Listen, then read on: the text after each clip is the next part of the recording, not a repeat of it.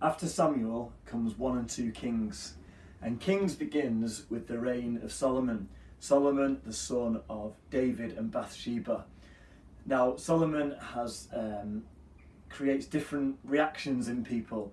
He ruled over the great golden age of Israel's history. Which is looked back on, the David and Solomon era as when the kingdom expanded and peace came and riches came and the temple was built and all of that stuff and so in many ways it's seen in favourable terms. And God asked Solomon, if I could give you anything, what would you have? And Solomon says, give me wisdom. And so God gives him wisdom, and he has the ability to make these incredible wise decisions in governing the country. And he also says 3,000 proverbs as well, and so he contributes all of this richness into Israel's history. And yet the other side of Solomon is that he was all over the place in some ways. He has 700 wives and 300 concubines. I don't know about you, but I'm married. I love my wife. She's brilliant, but I really don't think I could cope with having 2 wives, let alone 700, and then 300 extra ones as well. And yet Solomon does this, and they're like status symbols to him. These big numbers. Look at how many wives I've got. Look at how many concubines I've got. And so there's some deep things going on with Solomon there. And not only that with the wives and the concubines, but also when he comes to build the temple for God, that his father wasn't allowed to, he uses slaves to build the temple. Now, if you think about the fact that this is the nation that we've already learnt about up to this point, who are defined by the story of the Exodus. They're defined as the people who God has freed from slavery in Egypt. That's such an important thing for them. In the Passover, every year they remember and they celebrate the freedom that God gave to them from slavery. And yet, to build a temple to the God who frees us from slavery, Solomon uses slaves. And so there's all sorts of things going on in the life of Solomon that is not great. And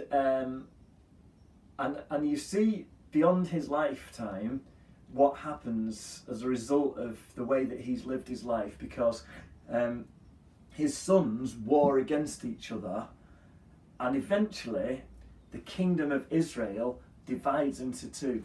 Now this kingdom that has kind of gone through this golden age, very quickly after Solomon, splits into 2. In the north, Israel, sometimes called Ephraim, which has the capital Samaria, and then in the south, Judah, the kingdom of Judah, whose capital is Jerusalem. And so straight after this golden age, and for me, partly as a result of what Solomon did and the way he was, the kingdom divides into 2, which is a disastrous thing. And so what you get then in the stories, in the books of the Kings, is just this series, this cycle. What we talked about in Judges, this cycle of decline, of the people turning away from God, and you get good kings, and then you get bad kings. And then you get more bad kings and more bad kings and more bad kings. Then you get a good king like Josiah who calls the people back to God. And then you get bad kings, and it's mostly bad. And so this cycle that started in Judges, that kind of when people turn away from God, things go bad, a good leader comes. People turn away from God, things go bad, a good leader comes. Now in Kings, it's not quite like that, because you only occasionally get the good leader. And things get worse and worse and worse. And eventually, in 722 BC, the northern kingdom falls and the people are taken into exile. And then by around 586 BC, Jerusalem falls, and the people there are taken into exile. And so we get those stories in Kings, in the 2 books of Kings, of all of these kings and what they did. And how they disobeyed God, and how some of them obeyed God, and just this story of decline and turning away from God. And during that time, the great prophets arise. So in the north, you get Elijah and Elisha, and Elijah really is like the first in the line of the great prophets. You know, Moses was seen as a prophet as well, but in terms of this line of prophets who run through the books of Kings, Elijah kind of stands at the start of this line.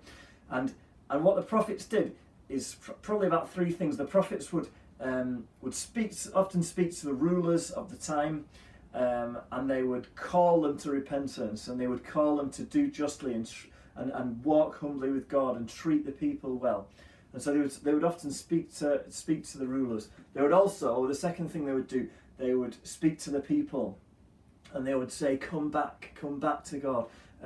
God will, you've sinned, you've rebelled, you've been like a wayward wife who's gone off and committed adultery, but I'm calling you back. And the prophets would call the people back to God.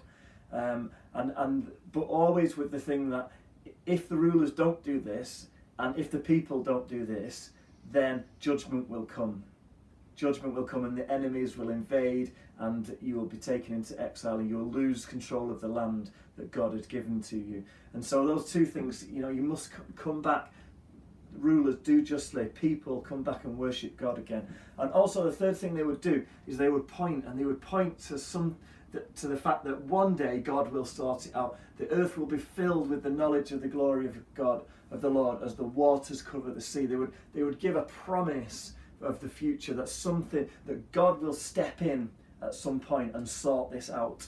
And so that's what you get in the Kings. You get all of these prophets rising up and speaking into the situation and calling everyone back to God, to follow the ways of God again. And then we get to Chronicles, the two books of Chronicles. If you've ever read through 1 Chronicles, well done. The first 10 chapters are basically a list of names. As far as I could see, none of them useful for calling my children. But once you get through that, you get into these stories, including the one of the building of the temple. And it particularly focuses on the southern kingdom, starting with Solomon, but then into the stories of the southern kingdom. Similar stories to Kings, but perhaps from a slightly different angle. And so you get that incredible story where when the temple is complete, the people pray, and the glory of the Lord visits the temple, and the presence of God is so strong that the priests are not able to do their work. And so it's just this incredible scene of God is meeting with his people once again. And again, in Chronicles, you get the story of the dividing of the kingdom, the history of Judah, that cycle again of apostasy and repentance and turning away from God and things getting worse and worse, culminating eventually with the exile. And so they're the big chunky history books, the Kings and the Chronicles, and before that the books of Samuel. And what we're going to do next time is we're going to look at the wisdom books, many of which emerged during the time of David and Solomon.